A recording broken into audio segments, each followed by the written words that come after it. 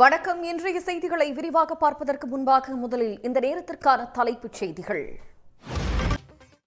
தமிழ்நாட்டில் அடுத்த ஆண்டு இதே நாளில் திமுக 7வது முறையாக ஆட்சி அமைத்தது என்பதே தலைப்புச் செய்தியாக இருக்க வேண்டும் என தொண்டர்களை முதலமைச்சர் மு க ஸ்டாலின் வலியுறுத்தியுள்ளார். எந்த ஷா வந்தாலும் தமிழ்நாட்டை ஆள முடியாது என்றும் திட்டவட்டமாக தெரிவித்துள்ளார். செய்திகளில் தொடர்வது சிறிய இடைவேளை. அதிமுக மாநிலங்களவை உறுப்பினர் பதவிக்கு அந்த கட்சியை சேர்ந்த இருவரே வேட்பாளர்களாக அறிவிக்கப்பட்டுள்ளனர். தேமுதிகவுடன் சுமூகமான உறவு இருப்பதாக அதிமுக பொதுச் செயலாளர் எடப்பாடி பழனிசாமி தெரிவித்துள்ளார்.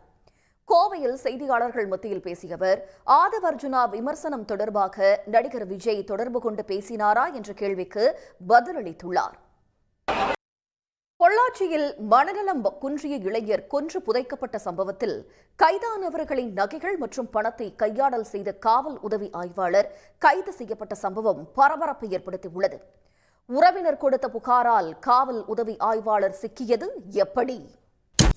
சென்னை வள்ளுவர் கோட்டம் அழகிய வேலைப்பாடுகளுடன் இன்னும் பிரம்மாண்டமாக புனரமைக்கப்பட்டு வருகிறது.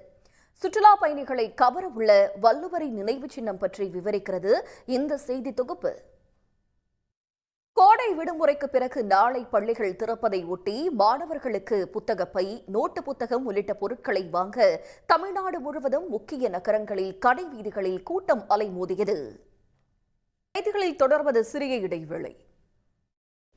திமுகவில் புதியதாக உருவாக்கப்பட்ட 2 அணிகளுக்கு விசிக தலைவர் தொல் திருமாவளவன் வரவேற்பு தெரிவித்துள்ளார்.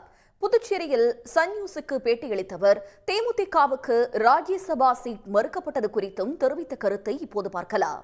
மதுரையில் நடந்த பாமகவுக்கு நான் தான் தலைவர் என அன்புமணி பேசியது குறித்து பதிலளிக்க அந்த கட்சி நிறுவனர் ராமதாஸ் மறுத்துவிட்டார். தைலாபுரத்தில் செய்தியாளர்கள் மத்தியில் பேசிய அவர், அன்புமணியை சந்திப்பீர்களா என்ற கேள்விக்கு அதிசயம் எப்போது வேண்டுமானாலும் நடக்கும் என்று தெரிவித்தார். இனி முக்கிய நிகழ்வுகளை ஒரு நிமிட செய்திகளாக காண்போம். செய்திகளில் தொடர்வது சிறிய இடைவேளை. வடகிழக்கு மாநிலங்களில் கொட்டி தீர்த்த கனமழையால் ஏற்பட்ட வெள்ளம், நிலச்சரிவுகளில் சிக்கி கடந்த 2 நாட்களில் 31 பேர் உயிரிழந்தனர்.